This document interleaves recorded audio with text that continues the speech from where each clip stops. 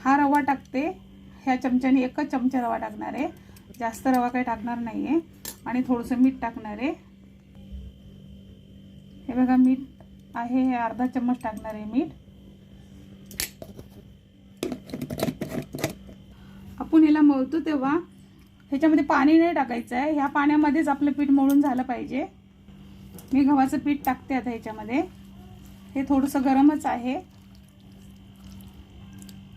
हे पिठासोबतच मॅश होऊन जातं.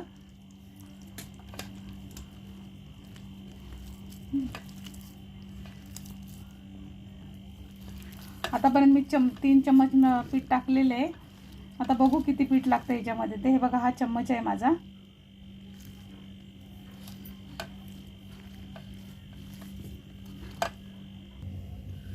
हे बघा माझं पीठ मळून झालेलं आहे, घट्ट झालेलं आहे. 4 ते 5 वाट्या पीठ टाकलेलं आहे ह्याच्यामध्ये. आता मी थोडंसं तेल लावून मळून घेते याला आणि ह्याच्या पुऱ्या तळते. ह्याला असं 10 मिनटं ठेवून देणार आहे ओला कपडा झाकून. 10 मिनटाच्या नंतर आपण ह्याच्या पुऱ्या करूया. ह्याच्यामध्ये रवा आहे, रवा चांगला मुरला पाहिजे.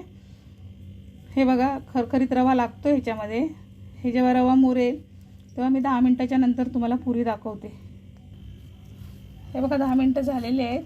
मी आता याच्यावर तुम्हाला पुऱ्या लाटून दाखवते.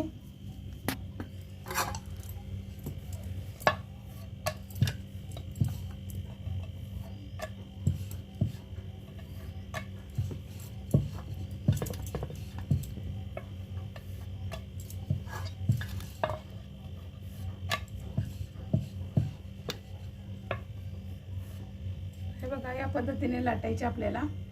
एवढी जाड असली पाहिजे. आता आपण याला तळूया. हे बघा मी या पद्धतीने पुऱ्या लाटलेल्या आहेत. आता मी कढईमध्ये तेल ठेवलेलं आहे. तेल माझं गरम होतंय.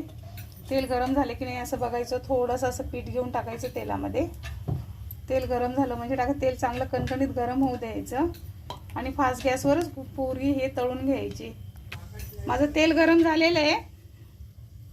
आता मी तेलामध्ये टाकते बघा पुरी आहे बघा. आणि असं आरामामध्ये टाकायचं, तेल उडायची भीती वाटत नाही.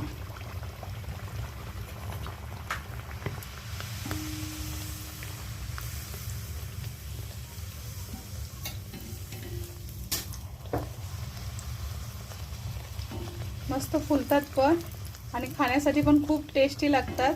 खूप मस्त आहे त्या पुऱ्या बघा. लहान मुलांना तर खूप आवडतील. करून बघा माझी रेसिपी.